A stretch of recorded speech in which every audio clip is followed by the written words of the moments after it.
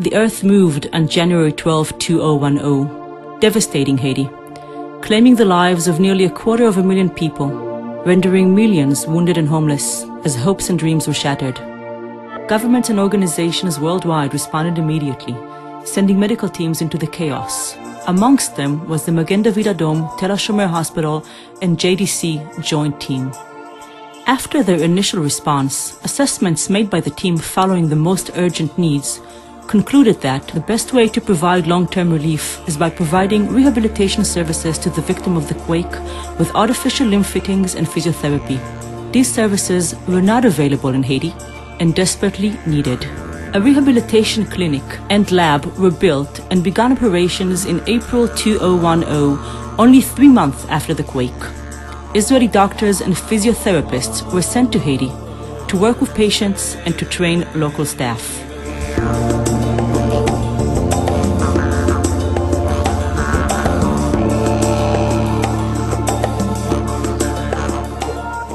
An amputated patient with a prosthesis means that this person can ambulate and he's independent and he can work, he can be productive, and he doesn't need special services like special cars, expensive wheelchairs and so on.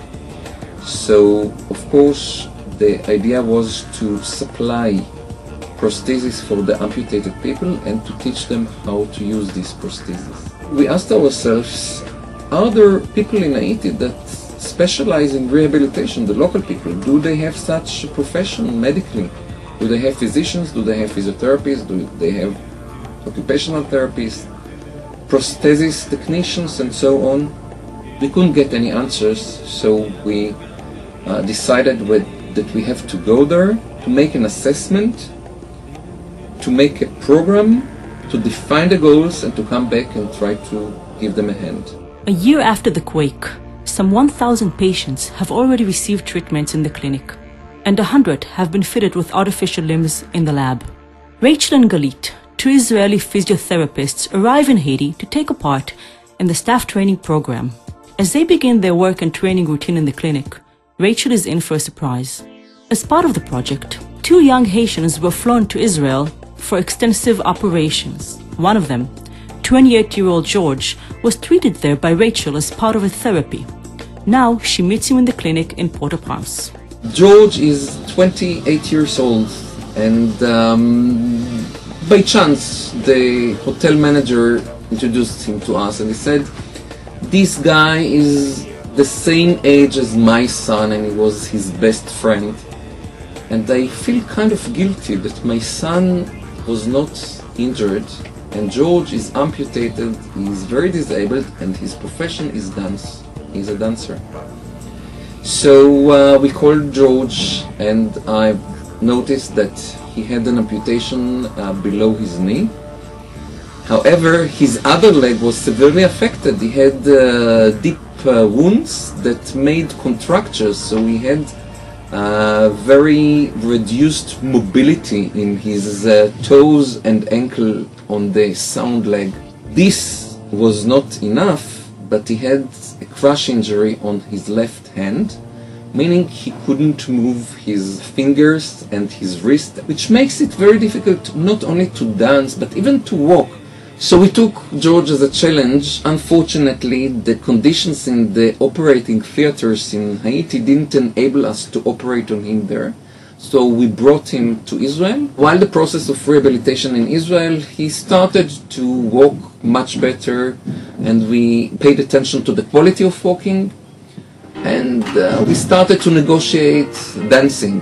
To Rachel and the team's surprise and astonishment, George, the gladiator, is back on the floor dancing professionally.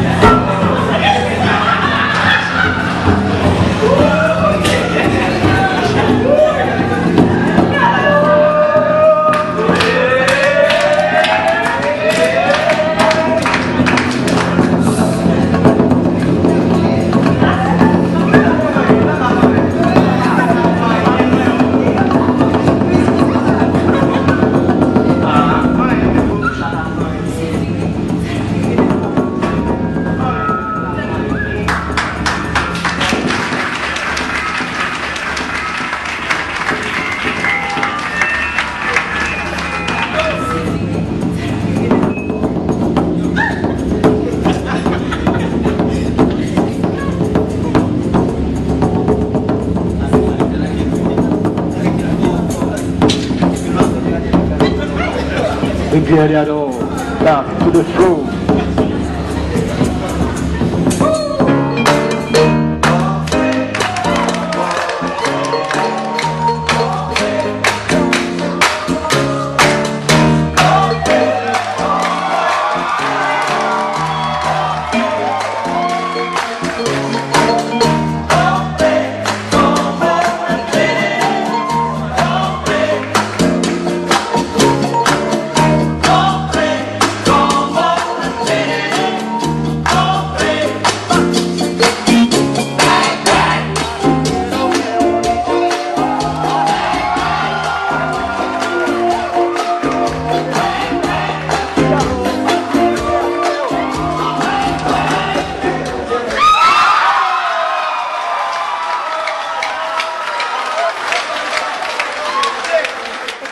George's new premiere inspires the audience and beyond.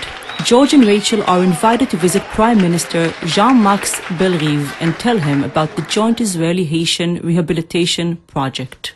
We have a relation with Israeli, and they were voluntary, and they tried to help directly the people, but in coordination with the government, letting us know what they were doing and how they can support us. And it was great because they went directly where the people needed them, and their help was fantastic, specifically on the health sector. They sent people to support, and until now they're still there, and we are very grateful, not only the government but the Haitian people.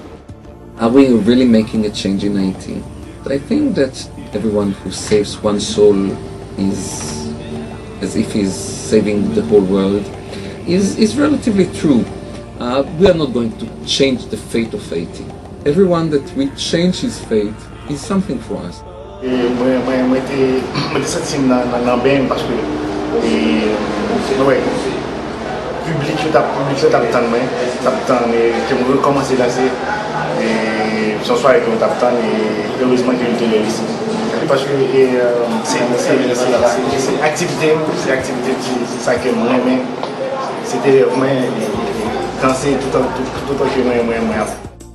It's really the extreme, or let's say it's the dream of any surgeon or rehabilitation specialist to see such a result. So it's not just us who do the medical stuff, but you also need very special patients, and the Asian people are really very special patients. We had to give him the opportunity, he took it, and these days he came back to full activity as a dancer. He's practicing training about 4 hours every day, and he's performing with his company, which is again an extremely important message to the people of Haiti. See him dancing today, he is back to full performance, and I don't think that any surgeon or any physician can dream for more than seeing his patient smiling, dancing, performing, and moving all the people around him with the message of hope to the disabled people. George's inspiring story is only one of many. The dream behind the Haitian-Israeli Joint Rehabilitation Project is to help many more and to give hope to the people of Haiti and disabled persons worldwide.